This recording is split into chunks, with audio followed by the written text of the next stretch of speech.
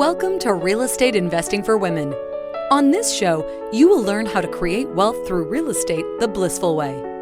That means with very little stress and very little time. We talk about strategies, mindset, heart set, money smarts, resources, and so much more to ensure you're able to create the success you most deeply desire.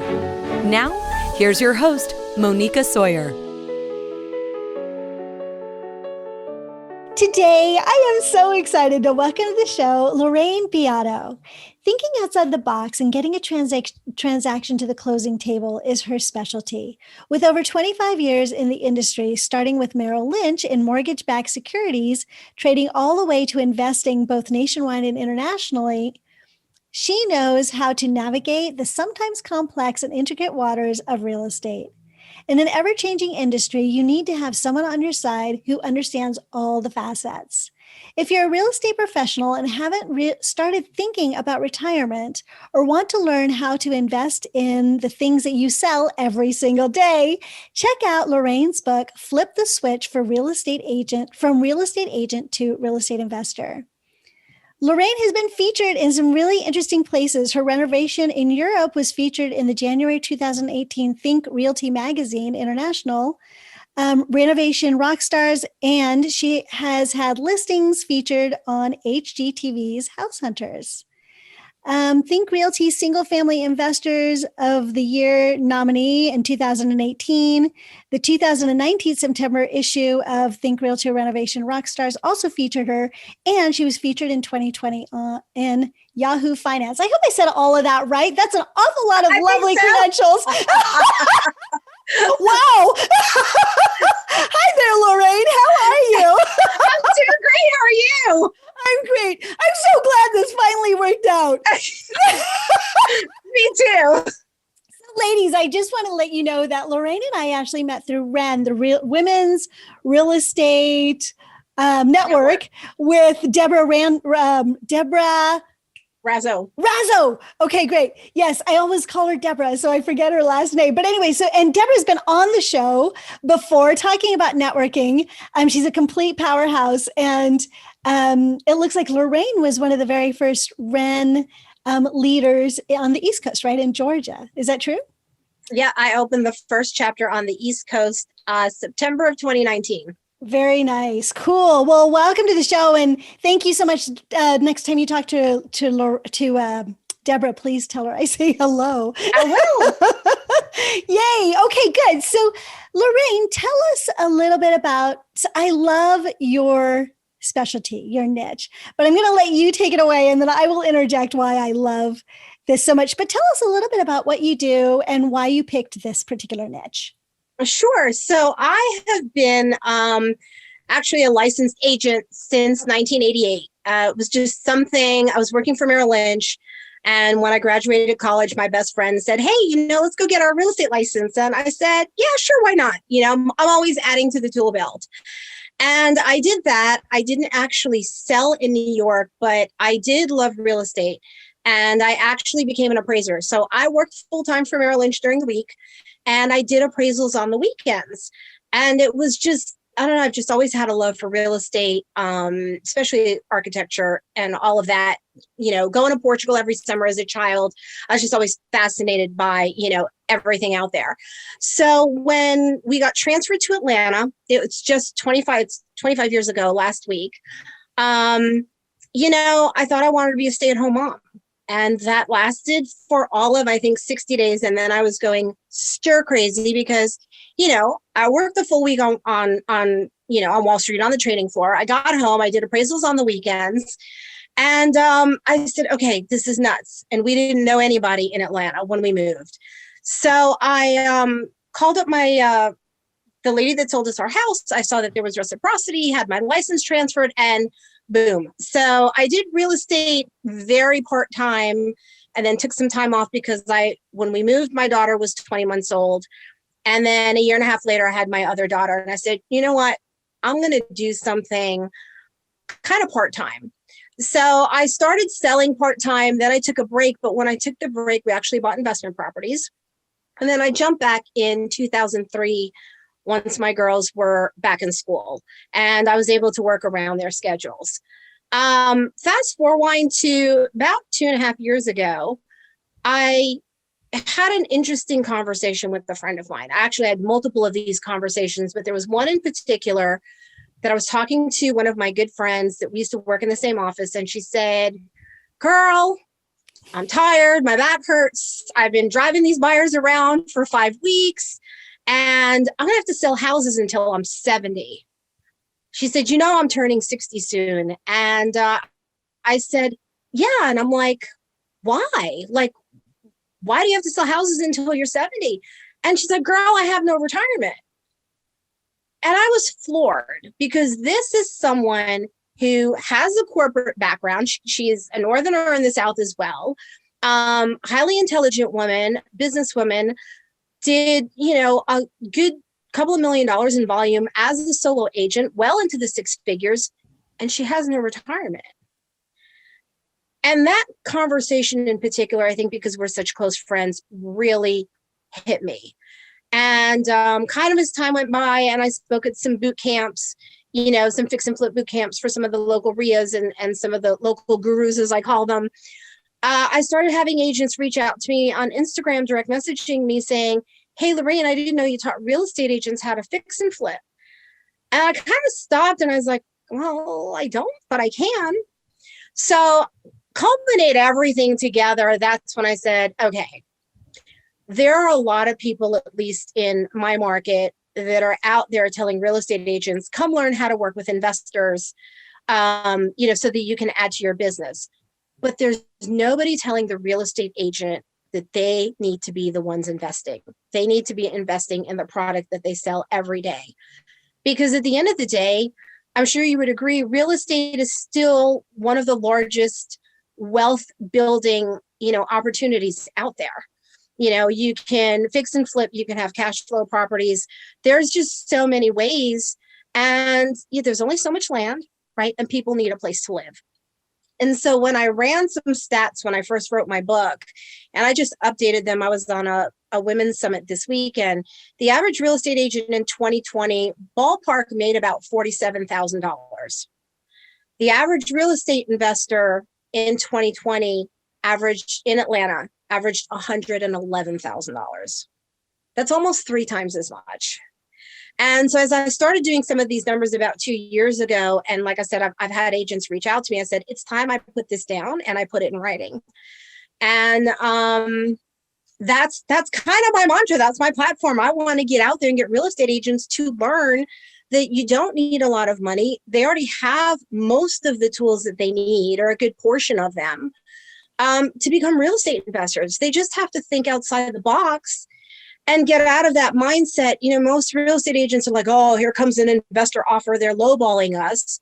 They don't know why, and they don't understand the numbers. And so I think that was important to do, because I'd say my business is probably 50-50. It's probably 50% regular, what I call retail buyers and sellers. And then my other half is investors. I just came from a closing, as I mentioned, to an investor that found me online, and we built a relationship. And, when the project's done, we're going to have a $1.3 million project, and he closed today. And so I will also be helping him with the renovation. So I think it's important. I think real estate agents need to get out there, and there's so many changes in the industry. And when the pandemic hit, we basically all shifted to doing everything virtually. So I just think it's time they learned. So I love your approach, because here's one of the things that I say on my show frequently is, when you're looking for an agent, you want to look for a real estate investor friendly agent, and preferably an agent who is investing themselves, because there's no way to know what an investor goes through unless you've been there. You have to have actually been through the process, felt the stress, deal with the challenges before you really understand what's happening. Investors deal with a completely different set of opportunities as well as challenges than a regular home buyer would deal with, right? And most real estate agents are just taught to sell a house. They don't they can't or haven't been trained or haven't exercised the muscle of, as you say, thinking outside of the box. So they don't understand. And still, even a investor friendly agent, like I've got investor friendly agents, right?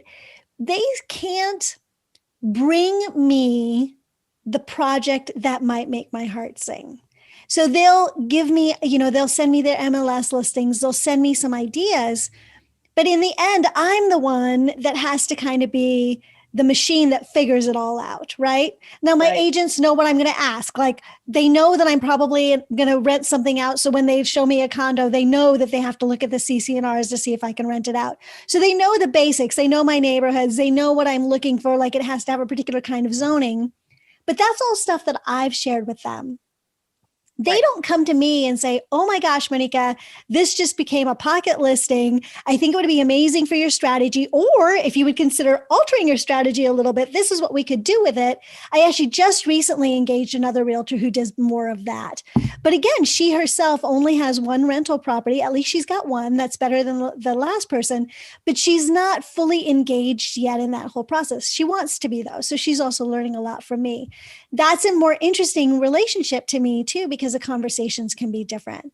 I don't get a lot of no's. I get a lot of, let's find out about that, right? So, so that's at least better. So from my perspective, if an agent is investing, they're going to be the best partner for an investor. And here's the truth. Being an agent is a job.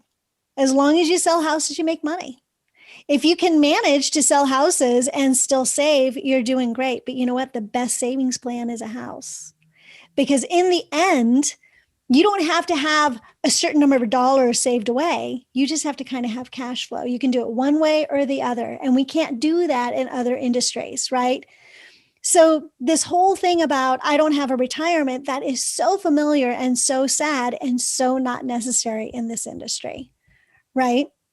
Yeah, no, I agree 100%. And going to what you just said, the gentleman that I closed earlier today found me online on a listing that he thought would be a good fix and flip because it was an investor that had it.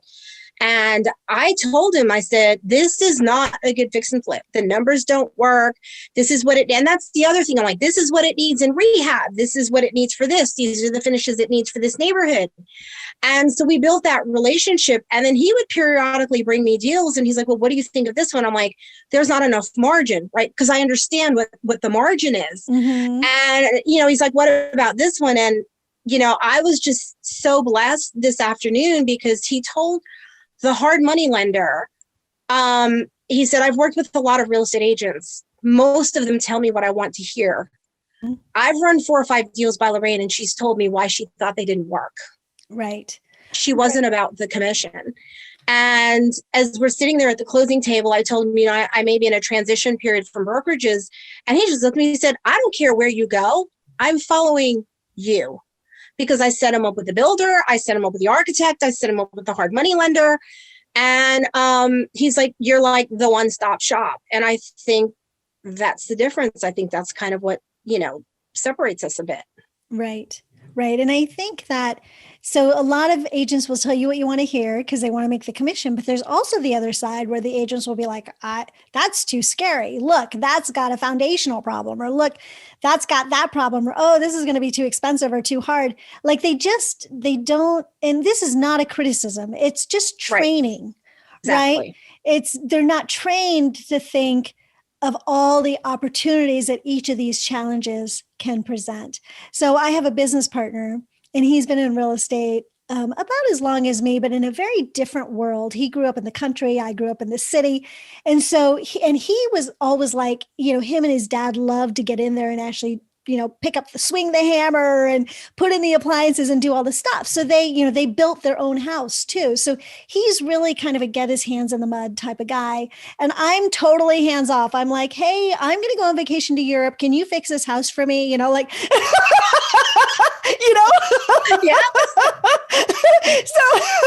totally. And we complement each other beautifully because we both come from this different angle. But what's so funny is we started shopping for properties together. We're doing some construction stuff together. And I would go in and I would be like, oh my gosh, this is like sloping. And they say there's a foundation problem. And he's like, this is amazing. And I'm like, what are you talking about? Right? He's like, we're going to buy it and we're going to rent it for 2 years. We're going to get permits during those 2 years, and we're going to get the architect, we're going to get the engineering, we're going to get it all done. And then we're tearing the thing down. We want something that nobody else wants because we know what to do with it. Right. And if it's got a foundation problem, you're going to get it at a big discount. Right. Yep. We only need it to be and for liability reasons. So ladies, I'm not saying that I have any kinds of homes that are not really safe to live in, but a foundation problem is not usually a problem for 10 to 15 years. So if I'm holding it for only 2, I plan to tear the whole thing down and rebuild. It's a different conversation, right? And so of course it has to be safe, but it doesn't need to be perfect. It doesn't need to be gorgeous. It needs to be safe and happy and livable and will make someone very, very happy for a little while, right? So but I had to have that conversation with my business partner, and no real estate agent even wanted to sign the contract on this. People didn't even want the liability of signing the contract. Wow. Right. So this is California. So things are done a little differently here. I get that. But the point that I'm simply trying to make is that, ladies, an agent that understands investing is a huge asset, huge. And so I just love, Lorraine, what you're talking about. So could you talk a little bit more so this show is mostly for investors. So investor ladies, you are going to learn a lot from Lorraine. She's already given us some amazing sort of nuggets, like the numbers have to work, and say no as often as you need to find the right kind of project that should be a yes. Make sure your margins are good, because here's the thing. Any project that you take is going to take more money and more time than you ever anticipated. So you need to know that you've got some good margins. If you're going to do flipping, you have to be on point, because anything that goes wrong takes away those margins. So if you're not on point, if you don't know what you're doing, you can have some really, really challenging times, right? So that's why I don't recommend flipping for beginners, although I know a lot of beginners have done really well. But that's why I generally don't recommend it, because it's when you have that expertise of walking into enough houses and evaluating enough projects, that's when you start to be able to be better at evaluating what those margins are really going to be, and having the confidence to know that even if that margin shrinks, that you're going to make money. Would you agree with me on that, Lorraine? Yes, 100%. And I will say this, if you are going to do your first project, right, be smart about it. I had a gentleman who reached out to me a couple of years ago. I was on a panel for Think Realty. I've got a pretty close relationship with him. And he was in the audience and he stood up and he said, how can I be an intern? Well, it took a couple of years. We went back and forth, and he would ping me here and there. But a couple of, probably 2 summers ago, he reached out and someone wanted him to invest his money with them. And I said to him, look, you're not going to get in and out of new construction in 6 months, especially in Atlanta. Your permits are going to take too long. I don't agree with the ARV, this, that, and the other thing. And he came back and he was like, but, because he was new and young and green. And I said, look, at the end of the day, it's your money. I can't tell you what to do with your money, but you have paid me for my professional opinion, because I charge him a consulting fee. And if you're going to move forward, I want you to go ask this investor these questions. He came back to me the next day with no questions answered. I was like, how's your money secured? Who's holding it? What percentage of the LLC do you have? Like all of these questions. And then he proceeded to send me a screenshot of his bank account. Right. I was kind of like, oh, okay. And when I saw how much he had in there, I said, why don't you do your own fix and flip? Let's find you the right project and I will mentor you through it and we'll joint venture. And it took us about 6 months because I was not going to put a new investor into a gut job. And that's a lot of what's in Atlanta now. I wanted something that was simpler. And that's what we did. And so if you are new, go find someone who can mentor you through your first project. We joint ventured. I held his hand. I managed most of the projects. And then we did a profit split at the end. And I listed the property being an agent. And so his first flip was very successful. And after our split, he got a 50% return on his money. And that was after our split. Wow. So if you're going to do that, find someone you trust and go about it that way is what I would recommend. Right. So that's for the investor side, right? But Correct. talk to us what your specialty really is teaching realtors the advantages of how to do it, right? Exactly. So I just wanted to preemptively let the ladies know you're gonna, you've gotten some really, really good stuff, and you'll continue to get good stuff. But this is for my listeners that are realtors that are sort of thinking about this whole investing thing, either growing their business with investors or growing their own business for retirement or for themselves.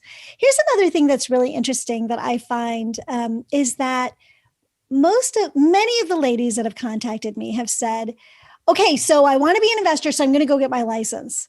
So I just want to say you do not need to have a license to be an investor. As a matter of fact, there are states, for instance, in California, where that is a hindrance. There's a reason I don't have a license. I wanted to build a multi-million-dollar business without the hindrance of California poking their nose into it, right? And so, or the real estate board, whatever. So I don't have a license. So you do not need to have a license to be an investor. However, if you do have a license and you want to be an investor and you want to specialize in investing clients, that's what Lorraine talks about. So let's move into that conversation. Absolutely. And no, you don't need a license. And I actually started as a realtor before I got into investing. And I got into investing when I created a niche. We did a guru program, and I kind of became the point person in Atlanta as I started telling people in this group, your numbers don't make that sense, or this doesn't make sense, or if you're going to gap fund, make sure your position's secured, and all of these other things. And when I saw the kind of money I was making for my clients, right, that's when I jumped into real estate and became the investor. And, I do both and I love it. You need to understand that if you're going to be a realtor, a real estate agent, and you're going to invest, and if you're going to get into the wholesaling side, right, that's not something that I do. But the question comes up a lot, and you have to see what are the requirements, for your state, because they vary, right? So I don't wholesale because in Georgia, in the state of Georgia, if I was going to do any marketing or do any mailers on the wholesaling side, I would have to list that I am a licensed agent, my brokers, the brokerage firm, the broker's phone number, my phone number. And it's not to say that it wouldn't work, but I just think it kind of muddies the waters, and I don't like to do that. Mm-hmm. Right. So I don't. What I do, do you want me to go into the piece about my lake house? Yeah, we'll talk about the lake house later. A little while. Actually, we're going to talk about the lake house in extra. She's got a case study that she wants to share with you ladies. And we're going to talk about the lake house. We're also going to probably talk about a cash flow property. But for now, I just really want the ladies to kind of have an idea of what you're talking about. Yeah. And so I think, as being a real estate agent that's also an investor, most real estate agents are after the commission. And if a seller calls them, it's all about, I need to get the sign in the yard, I need to get the listing agreement. And you need to understand that, in my opinion, for us as real estate agents, it is our responsibility to help people in the best way that we can. And for a seller, that may not always be putting a sign in their yard. Right? That might not be the best solution for them for various reasons, right? And it's understanding, how do we solve their problem? I'll give another example. About a year ago, I had an agent in my office who threw up a post and said, I need help with a short sale. I'm not a short sale agent. I don't know what to do with it. Now, I am a certified REO and short sale specialist. So I said, hey, I can help you. I'll take the referral. What do you want as a referral fee, right? And as I got down to it, and I called the client and I had a conversation with them, I realized this wasn't a short sale at all. It was a pre-foreclosure. And in this particular instance, the client would have never been able to do a short sale because there was equity in the property, even in the condition that the property was in. So for them, that was sticking a sign in the yard was not the best solution. We also had 6 weeks to get the property sold. So what I did instead, because I work with investors and she was ready to walk away. This is a property she had inherited. It had gone through probate. Family members move in, didn't pay the mortgage. So they were in pre-foreclosure and they couldn't catch up because it was something to the tune of $28,000. And she said, I'm ready to walk away. And I said, let's not walk away. Let me put some money in your pocket. And I called one of my investors and I said, hey, here's a great property that would be a great fix and flip. I know he's cash. He buys with smaller margins because he is cash. And I got her a cash offer, got it sold. I made my percentage, right? Because he paid me. So they didn't have any capital, but the investor paid me. And I put 13 grand in their pocket when they were ready to walk away. And her biggest concern was, I cannot have a foreclosure in the memory of my mother's name, something to that effect, because her mom had passed. And it bothered her to the core that she would let her mother's property go into foreclosure. And even though she was gone, she didn't want to taint that memory. Mm-hmm. And that's what was more important. It wasn't putting a for sale sign in the front yard with people traipsing in and out of the house. Yeah. That's amazing. And, those sorts of stories happen all the time, right? And as an agent, a lot of times you don't get to that story, right? Right. The client calls and says, I've got this problem. And in sort of the stuff that you've been trained in this case, you had heard the term short sale, right? But didn't understand it well enough about it to know that this wasn't that particular instance. So some of the things that we're trained on as investors is really getting the whole story. It's not just another number, another house, another sale. As investors, we're significantly more involved in the project and in people's lives. And that's even true if you invest like me. I do have an agent. I get all of my properties off the MLS. I probably make 30 offers for each one that I buy. But the ones that I end up buying are the ones where we wrote a personal letter. I mean, I write a personal letter for all of them, but where we actually end up having a conversation with the seller about what they need. And my agent is not, he's not particularly tuned that way. And he resists me. Like I'll say, this seems a little odd. Why are they selling it at this price in this particular neighborhood? Kind of what's going on? He goes, oh, well, there's a few problems at the house. But I'm like, there's something else going. Can we find out? And he's like, well, that's kind of intruding. No, it's not intruding. I want to know how to best make an offer that's going to make them happy. And you're welcome to tell them that. And he's like, and he has told me, the best offer that's going to make them happy is the most expensive one. Like that's what they're going to say. And you know what? Consistently, I don't know why he says this to me. It's been going on for 20 years. Consistently, if I say, could you ask what's going on? And after we go through our back and forth, he's like, oh yeah, they say, their dog just died. It's something like that, right? The dog just died. The smell is making them crazy. They just remember this dog and they want to move out. Not that the house is smelly, but the way that it is, whatever, they've had this heartbreak and they don't that's a weird, to me, an interesting reason to want to move, right? It's actually happened, but they wanted someone to still love the house because they still love that house. Exactly. Who would have ever talked about their dog died? Like, seriously, right? That's what I said over the weekend. I said, God gave us two ears and one mouth, right? If you just shut up and let people talk, they will pour their guts out to you. That's right. And so a lot of times, like they'll say there's an open house and I'll say, is the owner going to be there? And my agent was like, you don't want the owner there. I was like, yes, I do. Yes, I do. And it's, and going back to that, like, so just to tell you something interesting, right?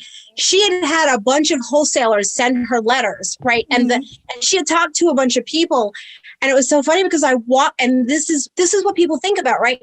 I walked in the door and her grandson, who was 18 months old, comes up to me and grabs me by the leg, right? And he's like mesmerized, and I'm talking to him like, hey, how are you doing?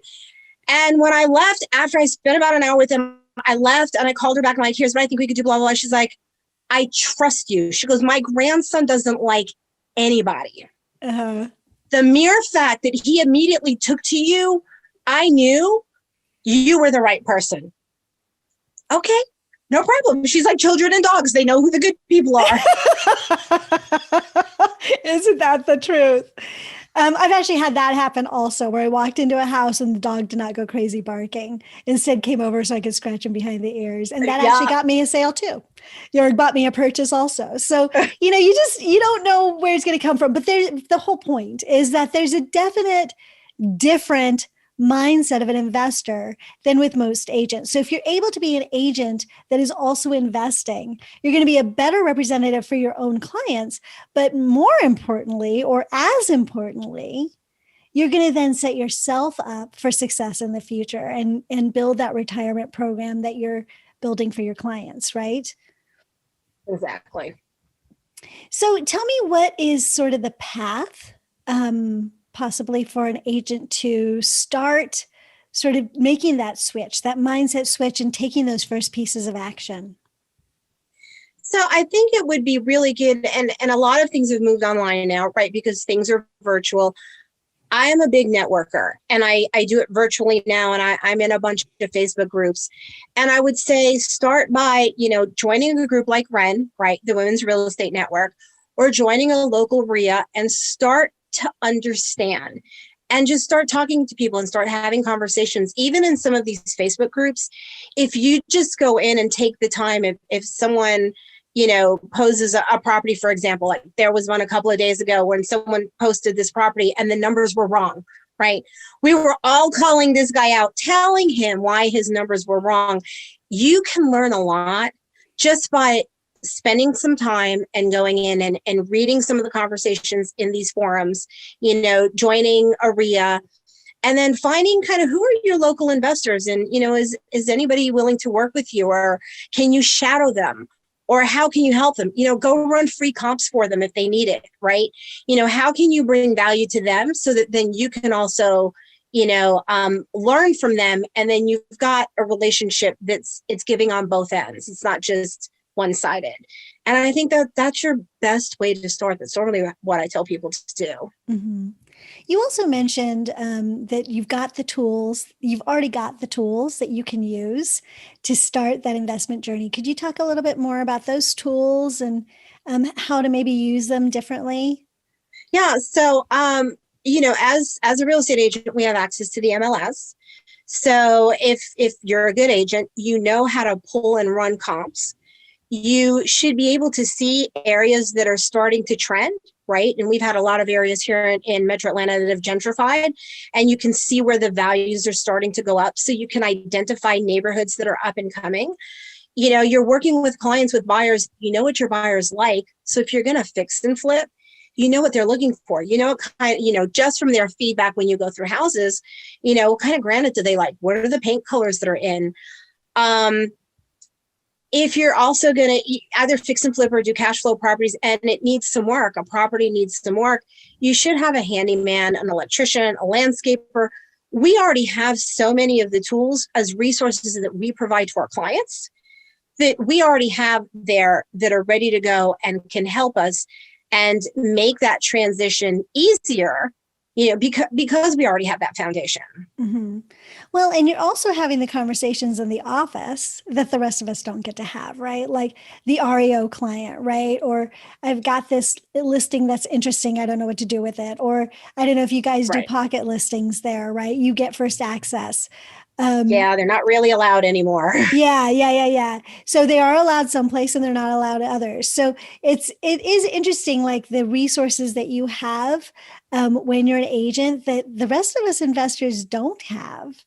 You just have to figure out how to sort of utilize them for yourself, with an investor slant. Right. And even as an agent, so I'm kind of, in my office, when people have scenarios with properties, I had another one that I could get into.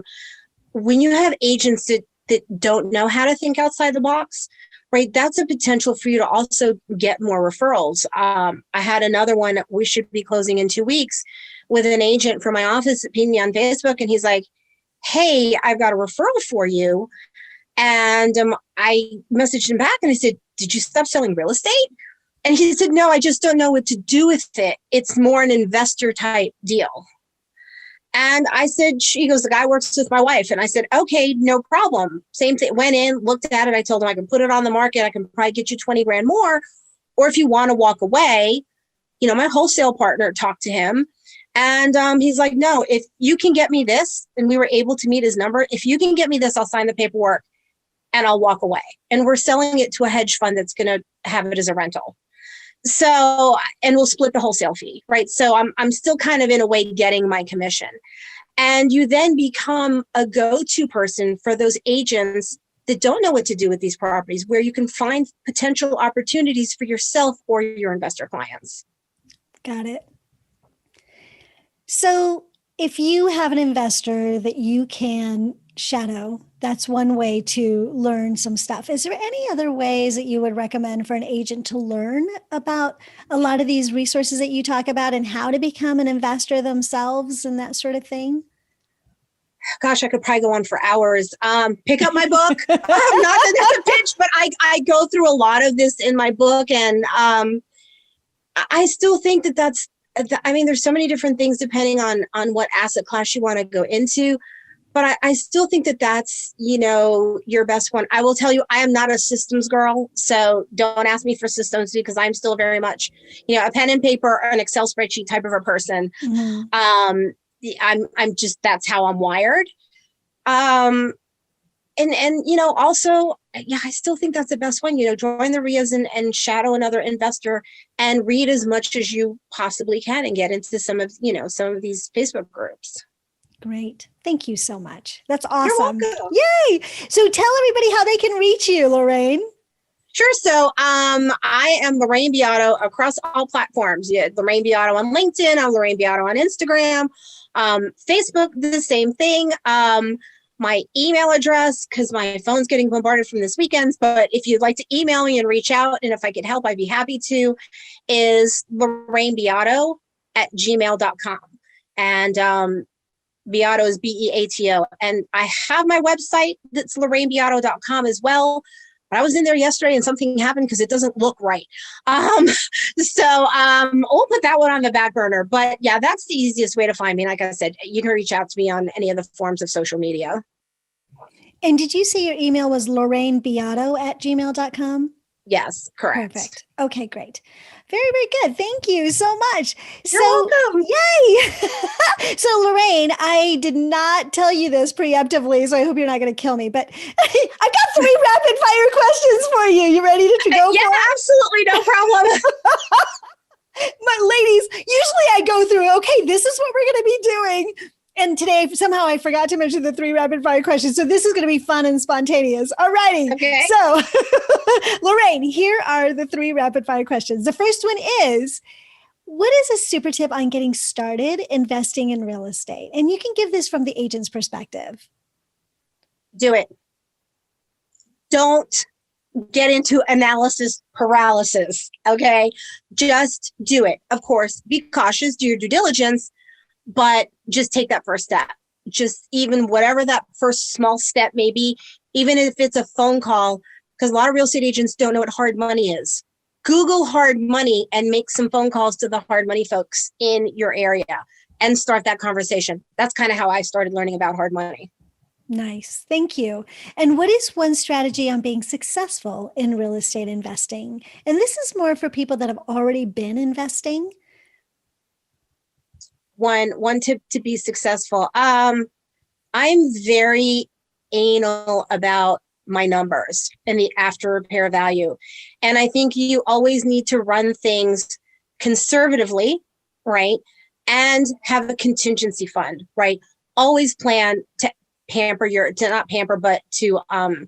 to your budget.